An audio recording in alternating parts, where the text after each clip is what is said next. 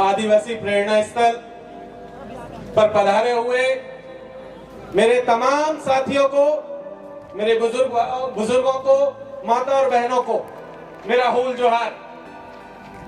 साथियों, आज जब हम लोग भारत आदिवासी पार्टी का स्थापना दिवस मना रहे हैं, तब ये याद रखना बहुत जरूरी है कि यहां तक पहुंचने में हमारे पुरखों ने कौन कौन सी कुर्बानियां दी हैं।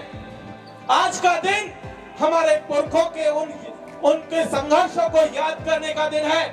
आज का दिन मानगढ़ के शहीदों को याद करने का दिन है। आज का दिन खरसावा में जो शहीद हुए थे उनको याद करने का दिन है। आज का दिन जगदीश पांडव को याद करने का दिन है। साथियों,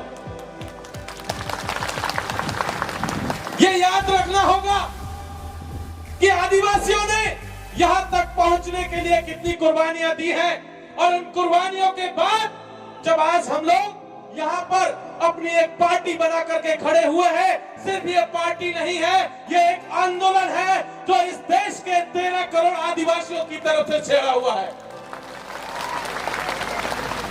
ये आंदोलन सिर्फ इतना नहीं है कि हम कुछ विधायक, कुछ सांसद जयपुर और जो है दिल्ली में भेज देंगे या भोपाल भेज देंगे या जो है अहमदाबाद और बॉम्बे की विधानसभाओं में भेज देंगे।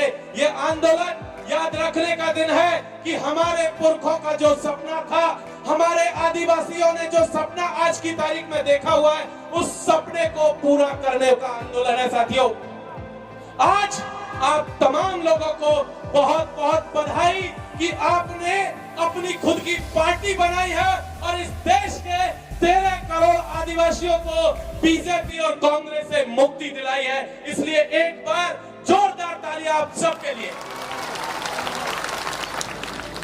साथियों, एक चीज आज तक हम देखते आए हैं कि इस देश में लगातार जो स्थापित पार्टियां रही हैं, चाहे बीजेपी हो चाहे कांग्रेस हो, पिछले 75 सालों में हमने देखा है कि इस देश का संविधान आज की तारीख में उन्होंने संकट में ला करके खड़ा कर दिया है। हम देख रहे हैं कि इस देश का लोकतंत्र पूरी तरीके से खतरे में आ चुका है।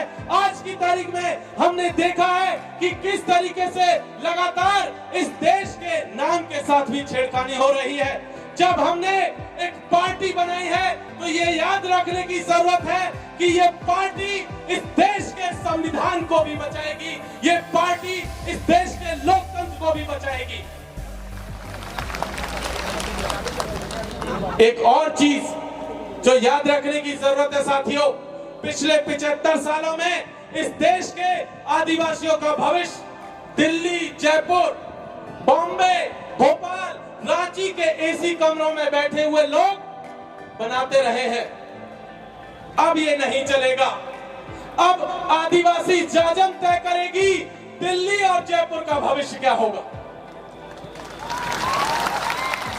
ये यहां से बैठ करके हम लोग तय करेंगे कि दिल्ली में राजनीति कौन सी होगी।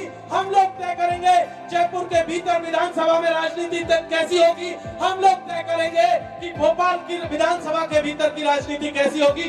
ये यहाँ से हमें सुनिश्चित करना है साथियों कि ये जो पूरी की पूरी लड़ाई है, इस देश के 14 करोड़ आदिवासियों को बचाने की लड़ाई है, इस देश के अल्पसंख्यकों को बचाने की लड़ाई है, इस देश के दलितों के सम्मान को बचाने की लड़ाई है, इस देश के पिछड़ों को हिस्सेदारी दिलाने की भी लड़ाई है।